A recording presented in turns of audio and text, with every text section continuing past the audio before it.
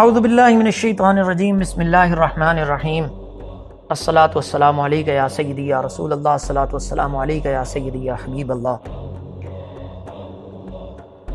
تذکرہ عشق و مستی کے تحت مولانا رومی حکایات رومی مثنوی مولانا رومی سے حکایت پیش کر رہا ہوں جس کا عنوان ہے عاشق رسول صلی اللہ علیہ وسلم۔ مولانا فرماتے ہیں دعوی مرغابی کرداست جان کہ طوفان بلا دارد فغا، جان نے تو مرغابی ہونے کا دعویٰ کر دیا ہے تو پھر طوفان بلا سے اس کو کب گلہ و فریاد ہے؟ مرغابی طوفان سے مغلوب نہیں ہوتی بلکہ موجوں کے نشیب و فراز پر غالب رہتی۔ اسی طرح جان عاشق طوفان و حوادث سے متاثر ہوئے بغیر اپنے دلبر کی یاد میں مست رہتی ہے۔ عاشق صادق کشتہ محب رسول صلی اللہ علیہ وسلم حضرت بلال رضی اللہ تعالی عنہ ازلی سعادت مندوں میں سے تھے۔ مولانا فرماتے ہیں آپ رضی اللہ تعالیٰ عنہ امیہ بن خلف نامی ایک یہودی کے غلام تھے۔ امیہ کی اسلام دشمنی یہ کب برداشت کر سکتی تھی کہ اس کا زر خرید غلام مسلمان ہو گیا ہو۔ میں خانہ وحدت کا یہ مستانہ کیف و مستی میں کھویا رہتا تھا۔ حق تعالیٰ کی محبت نے کلمہ توحید ظاہر کرنے پر انہیں مجبور کر دیا۔ جان عاشق نے جب محبوب کے ساتھ ہاتھ میں خنجر عشق دیکھ لیا تو بے خوف و خطر مقتل کی جانب دوڑ پڑی۔ خنجرش چوسوئے خود راغب بدی سر نہاد آن زمان واجب بدی۔ اے محبوب حقیقی، آپ رضی اللہ عنہ کی یاد میں نعرہ ہائے عشق مجھے اچھے لگتے ہیں اور قیامت تک اے محبوب اسی طرح مستانے نعرے لگانا چاہتا ہوں۔ برسرے قطوع اگر صد خندق است پیش درد او مزاج مطلق است۔ سر بریدہ عشق حق کے سامنے اگر 100 خندقیں بھی ہوں، اس کے درد عشق کے سامنے اس کی حیثیت ایک مزاح سے زیادہ نہیں۔ اس کی ایک تڑپ تمام خندقوں کو عبور کر لیتی ہے۔ اس کا درد باطن ظاہری تکالیف سے بے نیاز ہو جاتا ہے۔ حضرت بلال رضی اللہ تعالیٰ عنہ کا نعرہ احد لگانا تھا کہ اس یہودی کا غیظ و غضب ان پر ظلم اور زد و کوب کی صورت میں برس پڑا۔ آپ رضی اللہ تعالیٰ عنہ کو اتنا مارا کہ لہو لہان کر دیا، پھر گرم ریت پر لٹا کر گھسیٹتا اور کہتا کہ آئندہ وحدانیت کا نعرہ لگانے کی جرت نہ کرنا۔ حضرت بلال رضی اللہ تعالیٰ عنہ بزبان حال عرض کرتے بجرم عشق تو ہم میں کشند و غوغائیست، تو نیز برسرے بام آ کے خوش تماشائیست۔ آپ صلی اللہ علیہ وسلم کی محبت کے جرم میں یہ کفار مجھ کو قتل کر رہے ہیں اور شور برپا کر رہے ہیں۔ اے محبوب حقیقی، آپ بھی آسمان دنیا پر تشریف لائیے اور اپنے عاشق کہ اس تماشے کو دیکھیے کہ کیسا اچھا تماشا ہے۔ واہ! ایک دن حضرت ابو بکر صدیق رضی اللہ تعالیٰ عنہ کوچہ یار امتحان گاہ عشق سے گزر رہے تھے۔ حضرت بلال رضی اللہ تعالیٰ عنہ خستہ حال اور لہو لہان حالت میں احد احد کا نعرہ لگا رہے تھے۔ عاشق کی آواز میں حضرت ابو بکر صدیق رضی اللہ تعالیٰ عنہ کو بوئے محبوب حقیقی محسوس ہوئی جس سے آپ رضی اللہ تعالیٰ عنہ محو لذت ہو گئے۔ حضرت بلال رضی اللہ تعالیٰ عنہ کی اس مظلومیت کو دیکھ کر حضرت ابو بکر صدیق رضی اللہ تعالیٰ عنہ کا دل تڑپ گیا اور آنکھوں میں آنسو آ گئے۔ آپ رضی اللہ عنہ عاشق زار کو کہنے لگے کہ تم دل میں اللہ کو یاد کر لیا کرو، اس موذی کے سامنے ظاہر مت کیا کرو، یہ ملعون ناحق تجھے ستاتا ہے۔ چند دنوں کے بعد پھر حضرت ابو بکر صدیق رضی اللہ تعالیٰ عنہ کا ادھر سے گزر ہوا، دیکھتے ہیں کہ پھر وہی ماجرا ہے، یہودی ان کو بری طرح زد و کوب کر رہا ہے۔ ناظرین، سامعین، اگر آپ کو میری آواز میں اکھڑا پن محسوس ہو تو میں معذرت خواہ۔ لیکن عاشق زار کا ذکر ہو اور آنکھیں نم نہ ہو، یہ کہاں ممکن ہے؟ تن بپیش زخم خار آ جہود، جانے او مست و خراباں او در۔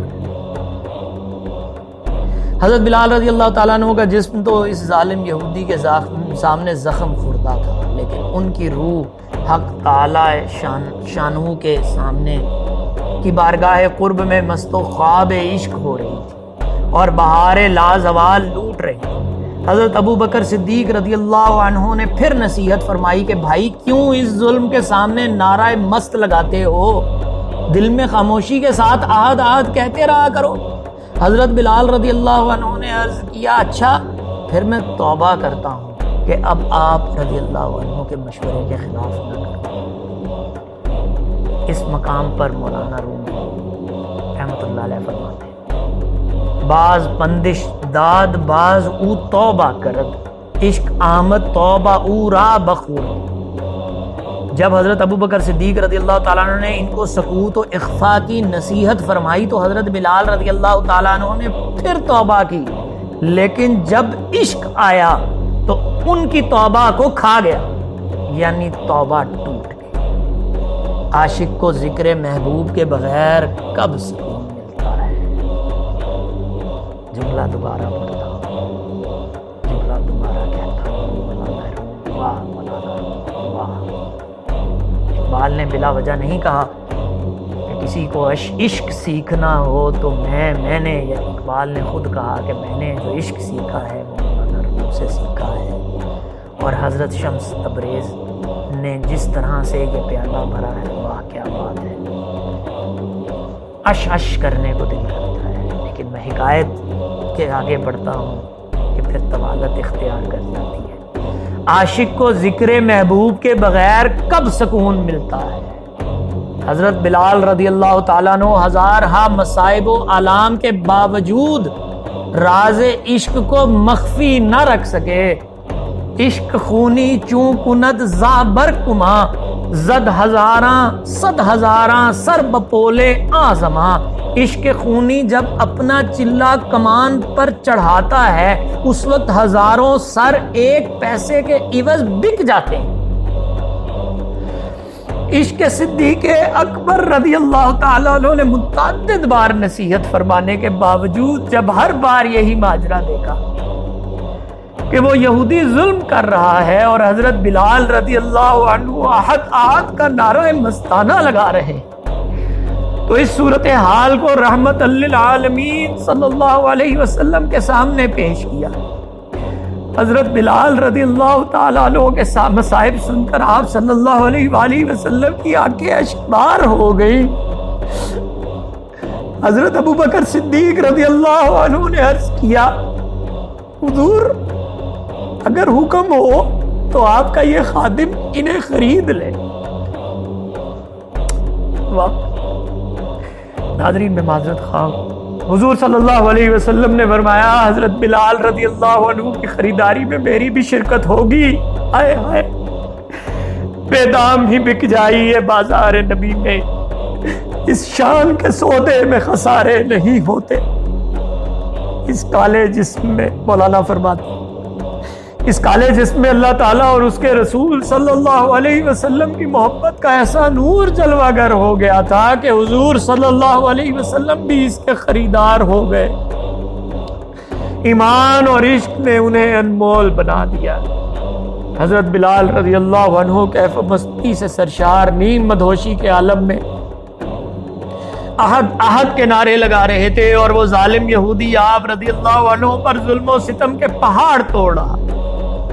حضرت ابو بکر صدیق رضی اللہ عنہ نے فرمایا یہ کالے رنگ والا حبشی غلام مجھے دے، یہ سفید فام اور خوبصورت غلام قسطاس جس کی قیمت کئی ہزار دینار ہے تو لے لو، تم لے لو۔ اس یہودی نے غلام کے ساتھ رقم بھی مانگی۔ حضرت ابو بکر صدیق رضی اللہ تعالیٰ عنہ نے اسے منہ مانگی رقم ادا کی اور حضرت بلال رضی اللہ تعالیٰ عنہ کو ساتھ لے کر بارگاہ رسالت مآب صلی اللہ علیہ وسلم میں حاضر ہوئے۔ مصطفیٰ اشدر کنار خود کشید، کس چداند لذت کو را چشید۔ حضور صلی اللہ علیہ وسلم نے اپنے عاشق زار کو آغوش رحمت میں لے لیا۔ ہجر و فراق کے لمحے بیت گئے۔ بلال رضی اللہ تعالیٰ عنہ کی پیاسی جان نے جو لطف اس وقت محسوس کیا اس کا اندازہ کون لگا سکتا۔ دکھ درد کے ماروں کو غم یاد نہیں رہے جب سامنے آنکھوں کے غمخوار نظر آئے۔ حضور انور صلی اللہ علیہ وسلم کی آنکھوں میں محبت کے آنسو تھے اور فرمانے لگے، تو چرا تنہا خریدی بہر خویش، بازگو احوال اے پاکیزہ کیش، گفت اے صدیق آخر گفت مت کہ میرا انباز کن در مکر مت۔ آپ صلی اللہ علیہ وسلم نے فرمایا، اے صدیق رضی اللہ عنہ، کیا میں نے تجھے کہا نہیں تھا کہ مجھے بلال رضی اللہ تعالیٰ عنہ کو آزاد کرانے کے شرف میں شریک کرنا؟ تو نے اس کو کیوں تنہا خریدا اے پاکیزہ فطرت آدمی؟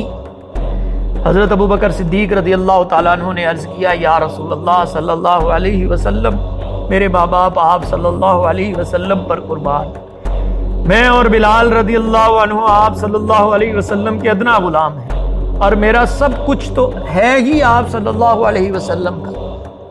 میں حضرت بلال رضی اللہ عنہ کو آپ صلی اللہ علیہ وسلم کی خدمت اقدس میں پیش کرتا ہوں، آپ صلی اللہ علیہ وسلم قبول فرمائے۔ الہی کیا شان ہے تیرے نام کی، کن ناقابل تسخیر قوتوں کا مخزن ہے تیری ذات پر ایمان، کیا عظمتیں ہیں تیرے محبوب صلی اللہ علیہ وسلم کے طوق غلامی کی، جن کو یہ سرمدی نعمتیں تو ارزانی فرماتے۔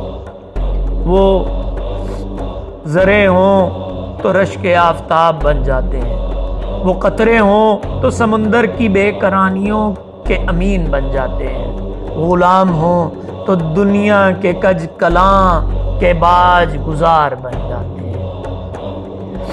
بجھ گئیں جس کے آگے سبھی مشعلیں، شمع وہ لے کر آیا ہمارا نبی، کون دیتا ہے دینے کو منہ چاہیے، دینے والا ہے سچا ہمارا نبی، غمزدوں کو رضا مجدہ دیجے کہ ہیں بے کسوں کا سہارا ہمارا نبی۔